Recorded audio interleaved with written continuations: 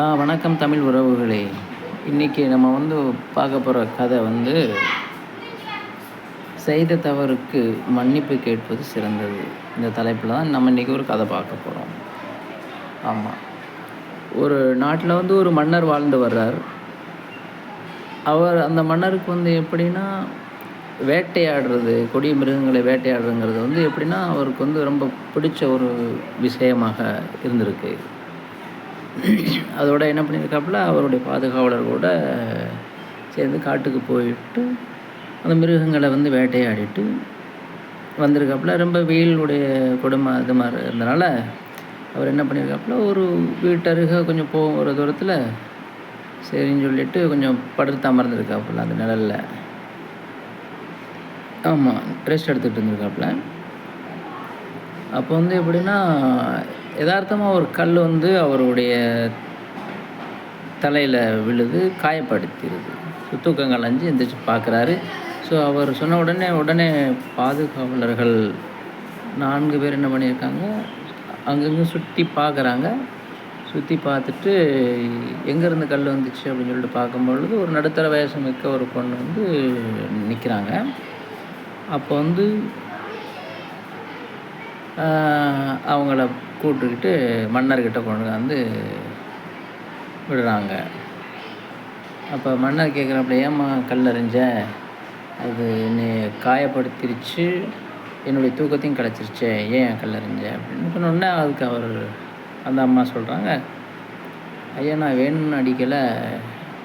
நான் எப்படின்னா அன்றாடம் காட்டில் உள்ள மரங்கள், இந்த கிளைகள், உடைஞ்ச இந்த கட்டைகள் இதுகள்லாம் எடுத்து பிழப்புக்காக பிள்ளைகளை காப்பாற்றுறதுக்காக அந்த விறகுகளை நான் கொண்டு போய் நான் விற்பேன். அதில் வர்ற வருமானத்தை வச்சு குழந்தைகளை நான் குழந்தைகளுடைய செலவுகளுக்கு நான் பார்த்துக்கிட்டு இருக்கிறேன் அப்படின்ட்டு சொன்னேன். ஆமாம், அப்படி இருக்கும்பொழுது வந்துக்கிட்டு இருந்தேன். மரத்தில் அந்த பழங்கள் இருந்தது, அதோட கல்லெடுத்து எறிஞ்சிட்டேன்.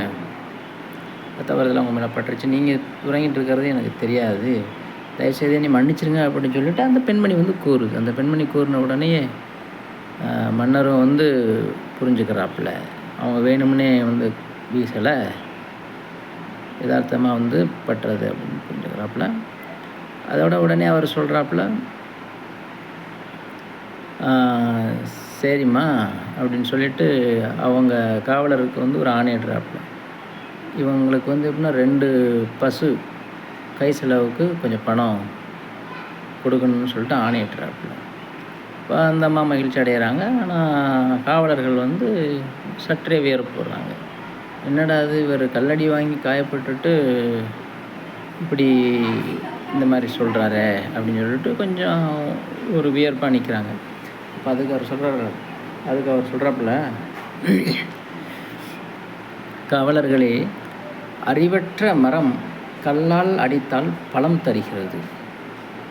அவ்வாறு இருக்க அறிவுள்ள நாம் எப்படி நடந்து கொள்ள வேண்டும்? மேலும் அவள் வேண்டுமென்றே என்னை கல்லால் அடிக்கவில்லை, பழங்களை உதிர்க்கவே கல்லால் அடித்தால் அது தவறுதலாக என் மீது பட்டு என்னை காயப்படுத்தியது. அவள் தான் செய்த தவறுக்கு வருந்தி என்னிடம் மன்னிப்பு கேட்டாள். அது மட்டுமில்லாமல் என்ன சொன்னால், தன்னுடைய பிள்ளைகளுடைய அந்த பசியை போக்கத்தான் மரத்தில் கல்லறிஞ்சேன் அப்படிங்கிற ஒரு உண்மையை சொன்னாங்க. அதனால தான் நான் அதை கொடுத்துன்னு சொன்ன உடனே அந்த காவலர்கள் அந்த மன்னனை நினச்சி ரொம்ப பெருமைப்பட்டுறாங்க. ஸோ இந்த நீதி கதைகள் இதுகள்லாம் எப்படின்னா, நம்மளுடைய அன்றாடம் நம்மளுடைய குழந்தைகளுக்கெல்லாம் சொல்கிறது நல்லது. இந்த மாதிரி கதைகளை நம்ம கேட்கும் பொழுதும் படிக்கும் பொழுதும் அது எப்படின்னா நம்மளுடைய நினைவாற்றலுக்கு அது ஒரு நல்ல ஒரு பயிற்சியாக இருக்கும். இந்த மாதிரி பல நல்ல விஷயங்கள் இருக்குது. இன்றைய இந்த நவீன காலத்தில் நம்ம